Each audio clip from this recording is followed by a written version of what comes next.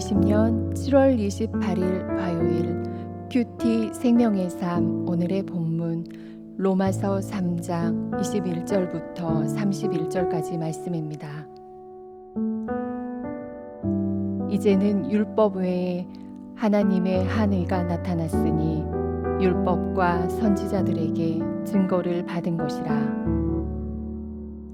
곧 예수 그리스도를 믿음으로 말미암아 모든 믿는 자에게 미치는 하나님의 의니 차별이 없느니라. 모든 사람이 죄를 범하였음에 하나님의 영광에 이르지 못하더니 그리스도 예수 안에 있는 속량으로 말미암아 하나님의 은혜로 값없이 의롭다 하심을 얻은 자 되었느니라. 이 예수를 하나님이 그의 피로써 믿음으로 말미암는 화목제물로 세우셨으니 이는 하나님께서 길이 참으시는 중에 전에 지은 죄를 간과하심으로 자기의 의로우심을 나타내려 하심이니 곧 이때에 자기의 의로우심을 나타내사 자기도 의로우시며 또한 예수 믿는 자를 의롭다 하려 하심이라. 그런즉 자랑할 때가 어디냐? 있을 수가 없느니라. 무슨 법으로냐? 행위로냐? 아니라 오직 믿음의 법으로니라. 그러므로 사람이 의롭다 하심을 얻는 것은 율법의 행위에 있지 않고 믿음으로 되는 줄 우리가 인정하노라. 하나님은 다만 유대인의 하나님이시냐? 또한 이방인의 하나님은 아니시냐? 진실로 이방인의 하나님도 되시느니라. 할례자도 믿음으로 말미암아 또한 무할례자도 믿음으로 말미암아 의롭다 하실 하나님은 한 분이시니라. 그런즉 우리가 믿음으로 말미암아 율법을 파괴하느냐? 그럴 수 없느니라. 도리어 율법을 굳게 세우느니라. 아멘.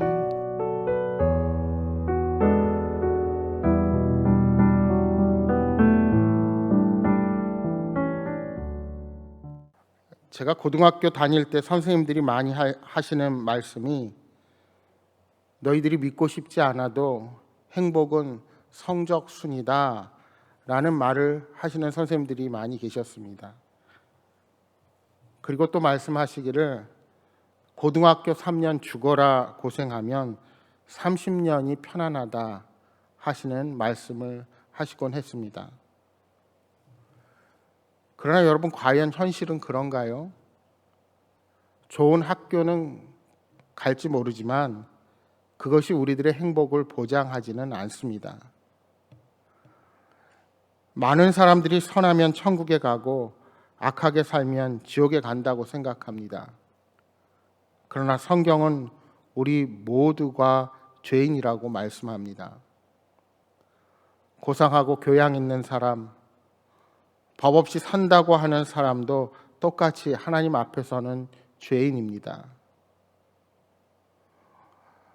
어느덧 우리나라의 간통죄가 사라졌습니다.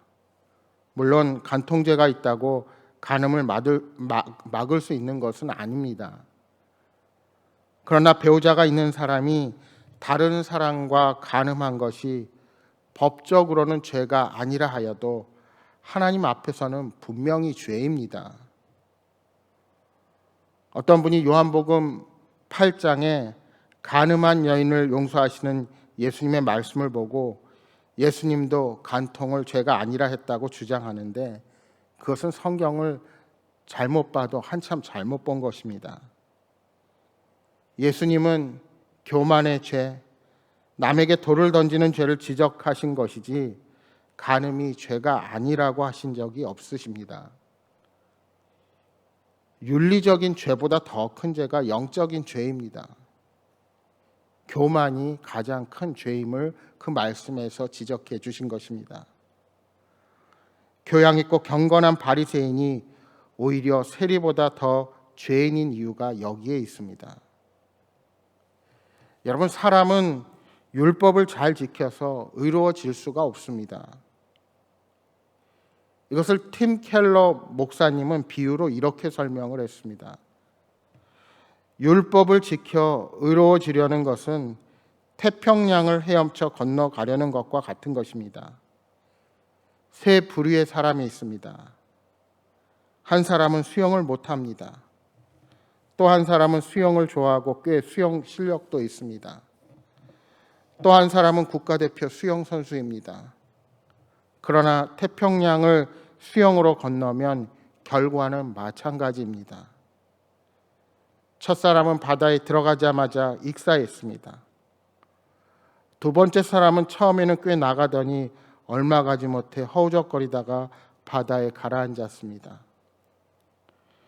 수영 선수는 4.8km 지점에서 지치기 시작해서 6.4km에서 힘이 소진되더니 8km 지점에서 익사했습니다. 수영 실력은 다르지만 태평양을 건널 수 없다는 점에서는 똑같은 사람들입니다. 이것이 율법을 지켜서 의로워질 수 없다는 의미입니다. 오늘 본문 21절의 시작은 이제는 이라는 말로 주제가 새로운 국면으로 전환되는 것을 우리에게 알려줍니다. 유대인이나 이방인이나 이 땅의 모든 사람은 죄의 문제에서 스스로 자유로울 수 없음을 계속 이야기했었습니다. 의인은 없나니 하나도 없음을 이야기합니다. 그런데 율법에 하나님의 한 의가 나타났습니다. 이것은 이미 율법과 선지자들을 통해 계시되었던 것입니다. 바로 이 의는 예수 그리스도를 믿음으로 말미암아 모든 믿는 자에게 미치는 하나님의 의입니다. 이 의는 유대인이나 이방인이나 차별이 없습니다. 모든 사람이 죄를 범해서 하나님의 영광에 이르지 못하지만 그리스도 예수 안에 있는 속량으로 말미암아 하나님의 은혜로 값없이 의롭다 하심을 얻을 수 있게 된 것입니다. 하나님께서 율법을 우리에게 주시고 선지자를 보내신 것은 궁극적으로 예수 그리스도를 우리에게 보내시기 위한 필요한 과정이었던 것입니다. 그렇습니다. 하나님의 의는 인간이 스스로 성취할 수 있는 것이 아닙니다. 오직 하나님의 아들이신 예수님만 성취할 수 있습니다. 그래서 인간은 예수님을 믿고 영접해야 합니다. 우리가 예수님을 믿기만 하면 예수님께서 친히 이루신 의를 우리가 얻을 수 있게 되는 것입니다.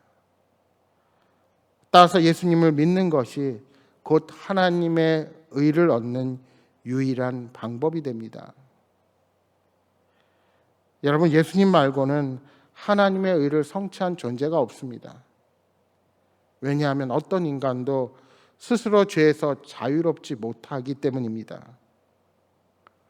인간을 죄와 사망에서 구원할 존재는 죄가 없으면서도 완전한 인간이어야 했습니다. 그것을 위해서 우리 예수님께서 이 땅에 구원자로 오신 것입니다. 그 예수님은 동정녀의 몸을 통해 이 땅에 오셨습니다. 그래서 죄의 문제를 해결할 수 있는 능력과 자격을 가지셨습니다. 죄 없으신 하나님의 아들 예수님이 죄 문제를 해결하시기 위해 친히 인간이 되신 것입니다. 따라서 그분은 참 신이요 참 인간이 되셨습니다. 제2의 아담으로서 인간의 죄에 대한 책임을 감당하셨습니다. 결국 예수님을 믿음으로써 우리가 얻는 의는 우리를 향한 하나님의 사랑의 절정이라 할 수 있는 것입니다. 25절 26절 말씀입니다. 이 예수를 하나님이 그의 피로써 믿음으로 말미암는 화목 제물로 세우셨으니 이는 하나님께서 길이 참으시는 중에 전에 지은 죄를 간과하심으로 자기의 의로우심을 나타내려 하심이니 곧 이때 자기의 의로우심을 나타내사 자기도 의로우시며 또한 예수 믿는 자를 의롭다 하려 하심이라. 예수님은 우리의 죄 문제를 친히 해결하시기 위하여 피를 흘리심으로 화목 제물이 되셨습니다. 그렇게 하나님은 인간의 죄 문제를 해결하셨고 자신의 의로우심을 나타내셨습니다. 하나님은 단순히 자신의 의를 드러내신 것이 아니라 예수님을 믿는 자들을 의롭게 하셨습니다. 그러므로 오늘 우리가 자랑할 것은 하나도 없습니다. 어떤 법이나 행위가 아니라 오직 믿음의 법으로 의롭다함을 얻었기 때문입니다. 따라서 칭의는 믿음으로 얻는 것입니다. 내 행위로는 아무리 노력해도 하나님의 기준에 미치지 못합니다. 그것이 가능하다면 굳이 우리 주님께서 화목제물로 오실 이유가 없습니다. 예수님이 나의 죄를 대신 지시고 완전한 일을 성취하셨다는 사실에 우리는 감격할 수밖에 없는 것입니다. 만약 우리의 의로, 우리의 공로 때문에 천국에 간다면 그곳에서 우리는 영원히 자랑을 하고 살아갈 것입니다. 스스로를 자랑하고 자신의 의를 자랑할 것입니다. 그러나 천국은 그런 곳이 아닙니다. 자신의 의가 아닌 하나님의 은혜로, 자신의 공로가 아닌 예수님의 공로로 구원받은 자들이 가는 곳이 바로 천국입니다. 여러분, 절대로 영생은 하나님과 나의 합작품이 아닙니다. 그것은 전적인 하나님의 선물이며 하나님의 일방적인 사랑입니다. 그래서 바울은 27절에 이렇게 고백하고 있습니다. 그런즉 자랑할 때가 어디냐? 있을 수가 없느니라. 무슨 법으로냐? 행위로냐? 아니라 오직 믿음의 법으로니라. 오직 은혜로만이 우리의 구원이 가능합니다. 그러면 늘 우리는 감사할 수밖에 없는 것입니다. 29절에 믿음으로 이루어진다는 가르침이 유대인뿐만이 아니라 이방인에게도 동일한 하나님이 되신다는 것을 증명합니다. 어떤 사람은 복음은 이방인이 구원받는 길이고 율법은 유대인이 구원받는 길이라고 생각합니다. 그러나 그렇지 않습니다. 무할례자, 즉 이방인에게만이 아니라 할례자인 유대인에게도 동일하게 구원의 길은 오직 예수님뿐입니다. 그들이 미리 받았던 율법이 구원을 제공해 주지는 못합니다. 그 누구도 율법의 행위로는 구원을 완성하지 못하는 것입니다. 그렇다고 율법이 결코 필요 없는 것이라고 생각해서도 안 됩니다. 복음의 강조가 자연스럽게 율법의 역할이 끝났다는 오해를 많은 사람들에게 낳기도 했습니다. 그러나 율법은 유대인이나 이방인이나 할 것 없이 우리가 죄인이라는 사실을 깨닫게 해 줌으로써 참 구원자이신 예수님께로 우리들을 인도하는 역할을 하게 되는 것입니다. 그래서 31절은 이렇게 말씀합니다. 그런즉 우리가 믿음으로 말미암아 율법을 파기하느냐? 그럴 수 없느니라. 도리어 율법을 굳게 세우느니라. 율법을 지켜야 어떤 조건을 충족시킬 수 있다는 생각은 잘못된 것입니다. 바로 이러한 행위가 없이는 구원을 얻지 못한다는 중세 카톨릭의 문제로 루터가 종교 개혁을 일으켰다는 사실을 우리가 기억해야 합니다. 하지만 반면에 우리가 믿음으로 구원을 얻었다고 율법을 파기하는 것 또한 마치 구원파를 믿는 사람들이 모든 죄의 문제를 해결하고 구원을 얻었기에 잘못된 행동을 하고도 죄에 대해서 자기의 합리화를 하는 잘못들을 가져오게 되는 것입니다. 우리는 율법을 무시하면 자칫 방종에 빠질 수 있다는 사실을 명심해야 합니다. 오직 믿음으로 구원을 가져오는 것, 바로 거기에 하나님의 은혜가 있습니다. 그러나 동시에 그 은혜를 받은 자로 이 땅에 하나님의 나라를 확장시킬 사명을 이루어 가야 할 책임이 오늘 우리 하나님의 자녀들에게 있다는 사실을 우리는 결코 잊어서 안 됩니다. 오늘 우리에게 주어진 율법을 늘 묵상하고 그 뜻대로 살아가는 것이 우리의 구원을 이루어 주신 하나님의 뜻을 기쁘시게 하고, 그로 말미암아 우리가 하나님의 영광을 나타내는 삶을 살아갈 수가 있게 되는 것입니다. 사랑하는 여러분, 오늘도 그 믿음으로 서 있는 자리에서 복음의 증거자로 오늘도 힘있게 살아가시는 복된 삶이 되시기를 주님의 이름으로 축복합니다. 오늘 주신 말씀 생각하면서 우리 간절히 기도하겠습니다. 주님, 나를 위해 화목제물이 되신 그 하나님의 은혜에 늘 감사함으로 이 땅을 살아가게 하여 주옵소서. 내 자신의 의를 자랑하는 어리석은 자가 아니라 전적인 복음의 은혜로 인하여 하나님의 영광을 드러내는 믿음의 사람으로 서게 하여 주옵소서. 성령님, 오늘도 우리와 동행하여 주옵소서 하고 기도하시기 바랍니다. 또한 여러분 가져오신 간절한 기도의 제목들을 놓고 간절히 기도하시다가 돌아가시기 바랍니다. 함께 기도하겠습니다.